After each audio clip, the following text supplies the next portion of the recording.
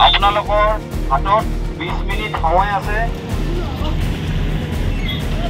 ততালিকে নিজৰ সামগ্ৰীখিনি ইয়াৰ পৰা আঁতৰাই জায়গাটো যাতে আপোনালোকে খালী কৰি দিয়ে সোনকালে।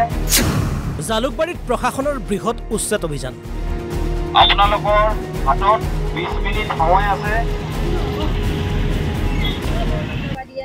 এটা পৰহি এনেকৈ গভৰ্ণমেণ্টৰ আইন নীতি নিয়ম নাই নেকি?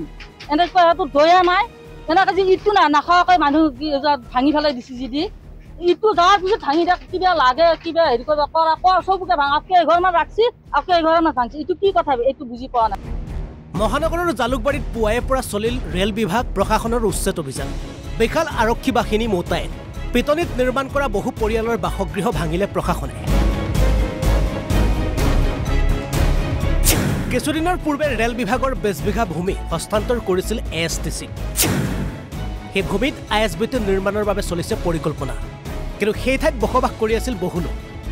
একাংশই নিজৰ বাসগৃহ নিজে খালী কৰে যদিও একাংশক আৰক্ষী প্ৰশাসনে উচ্ছেদ কৰে। তাৰ মাজতে ভূমি ক্ৰয় কৰি 1982 চনৰ পৰা বসবাস কৰি থকা এটা পৰিয়াল প্ৰশাসনৰ অনিয়মক লৈ প্ৰশ্ন কৰে।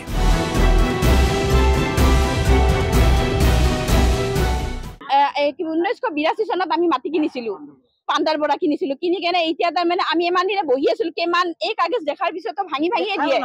তাৰপিছত আমি কেছ কৰিছো, কেছ কৰি কেনে আমি মাটি জিকিছো, ৰায় পাইছো। তাৰপিছত আৰু ভাঙিছে। ভাঙাৰ পিছত আমি এতিয়া আৰু কোৰ্টত কেছ কৰিছো। কেছ কৰা হিচাপত তাৰমানে এতিয়া নামানি ইহঁতে কৈছে কি কাগজ নাচাওঁ আমি, ৰেলৰ মাটি বুলি কৈছে, কাগজ নাচাওঁ। এইখিনি মাটি হ'ল খদিলাপুৰৰ মাটি। খদিলাপুৰৰ মাটি বুলি কৈ কেনে ইহঁতে তাৰমানে আহে সদায় চাবৰ কাৰণে আহে। আহি কেনে কৈ ল'লে তাৰমানে গোটাখিনিয়ে ল'ব লাগিব, নল'লে তাৰমানে সেইখিনি মাটি নিদিয়ে।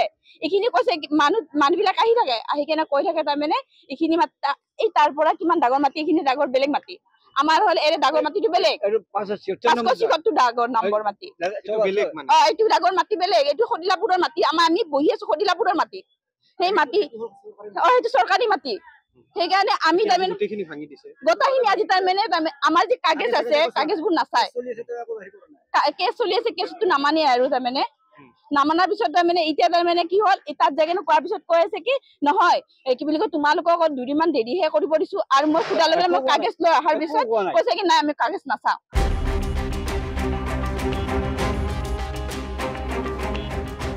প্ৰশাসনৰ উচ্ছেদক লৈ একাংশই চৰকাৰৰ দয়া নাই নেকি বুলি প্ৰতিক্ৰিয়া ব্যক্ত কৰে। এতিয়া আজি ঘৰটো ভাঙি দিছে, যদি নাভাঙাৰ আগত গভৰ্ণমেণ্টৰ যদি বোলে হয়তো তোমালোকে ঘৰটো ভাঙি লৈ যাওক, অলপমান সাহায্য আমি কিবা দিলো কিবাকে থাকবি। ইফালে বৰষুণ দি আছে, ঘৰৰ বস্তু ওলাব পৰা নাই, ওলাব নোৱাৰাকে ধাম এতিয়া মানে মানুহ লগত ঘৰটো ভাঙি পেলালে আমি যাওঁ ক'ত, থাকো ক'ত? ঈদ এটা পৰহি এনেকৈ গভৰ্ণমেণ্টৰ আইন নীতি নিয়ম নাই নেকি? এনেকৈ দয়া নাই। এনেকৈ যে ইটো নাখাওঁকৈ মানুহ ভাঙি পেলাই দিছে যদি ইটো যোৱাৰ পিছত ভাঙি দিয়ক কিবা লাগে কিবা হেৰি কৰিব কৰা চবকে ভাঙা কেইঘৰমান ৰাখছি আকৌ এঘৰমান ভাঙছি। এইটো কি কথা এইটো বুজি পোৱা নাই।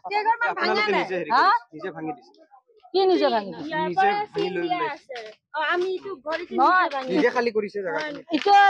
এতিয়া নিজে খালী কৰি আছো আৰু মানুহো লগত দিছে। দেখাই পাইছে নটিচ এনাই হেৰি দিয়ে চিন দিছে। এইটো এৰা পাতা মানে ভাঙিব নহয়, দি গৈছে নটিচ বোলে আহাই নাই। হঠাতে আছি আহি পেলাই এতিয়া পৰহি এতিয়া আজি ইটা নালাগে তাৰমানে পঢ়িব চিন পৰাই নাই ন। কিন্তু কি কাৰণত আমাৰ ঘৰ ভাঙিলে? এই লাল দাগ য'ত আছে তাতে ভাঙিব লাগে, লাল দাগ নপৰা দাগ তাতে আছে। কিন্তু ঘৰটো কিয় ভাঙিলে আমাৰ? এই চাগ আপোনালোকৰ হাতত 20 মিনিট সময় আছে। ততালিকে নিজৰ সামগ্ৰীখিনি ইয়াৰ পৰা আঁতৰাই জায়গাটো যাতে আপোনালোকে খালী কৰি দিয়ে সোনকালে। মালিগাঁৱৰ পৰা হাইদৰ আলী, NB নিউজ।